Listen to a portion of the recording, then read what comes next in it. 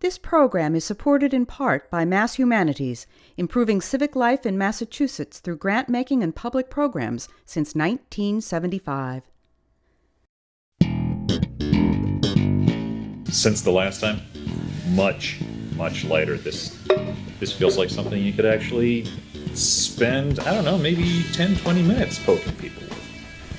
It's sanded probably basically to what they would see as a finished product back in the day. Mm-hmm. We have a polisher to make it look real pretty like you see in a movie. We're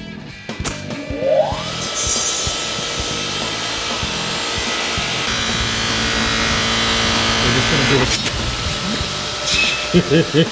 Watch out. Dangerous. The way you had it. There you go. Nice.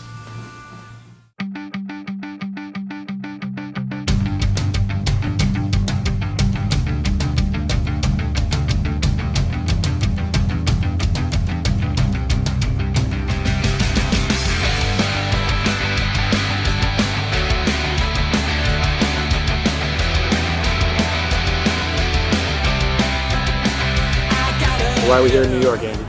Came here, first of all, to see my old friend Josh Smith, who's a professor at the U.S. Merchant Marine Academy at Kings Point. So he's coming into the city to see us and meeting us halfway.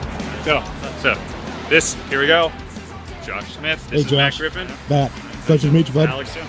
Nobody was there, so I hopped on the one. I didn't have to go outside. Oh, you went on the subway, man. What else would I do? Okay. Hey, can we eat? Yes, yeah, I'm ready to drop livers. Oh. These are devil dogs. This is deep fried hot dogs. Nice. What do you got, Josh? Chopped liver. He's already Chopped liver.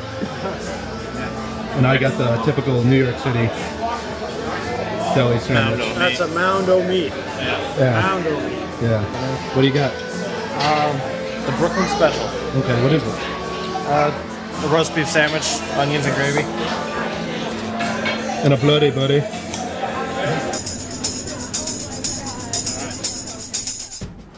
Josh, set the scene for us. Boston, fall of 1787. What was it like? What was the city that Columbia was leaving from? It's a very different city than Boston was in the 21st century. It's a very homogeneous town. It's a very white town. It's a very Protestant town. This is a town with no Catholic churches. Everybody are pretty much Yankees. There are a few African Americans in town, but it's a small town. It's certainly less than probably about 12,000 inhabitants, and it's a town.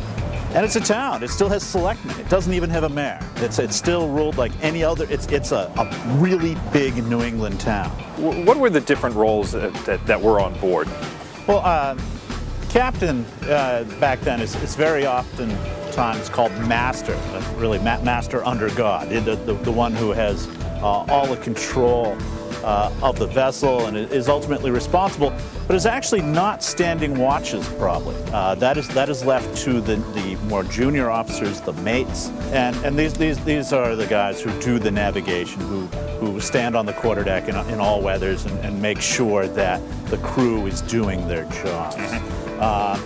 And they're probably not all that different from the sailors, the common sailors, except in this, they're probably literate.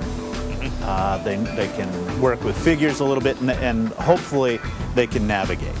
Kendrick doesn't make his appearance on board Columbia until after the ship's brought away from the wharf and is just about ready. The day before departure, really. The captain's not on board the boat. That doesn't surprise me a bit. Frequently the captain's joined in the stream. The mates were charged with loading the vessel, provisioning the vessel, and the captain's a presence. He's around if you need him.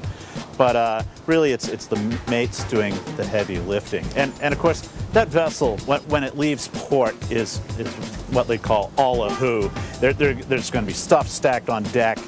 Nothing is put away right. The rigging is slack.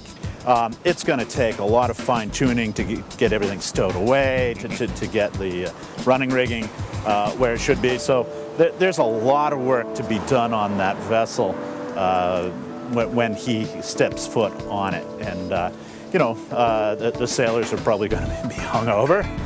Very, very common at the beginning of a voyage where they're just not all that much use for the first couple of days. And of course there's seasickness and getting the new sailors acclimated to what's going on as well.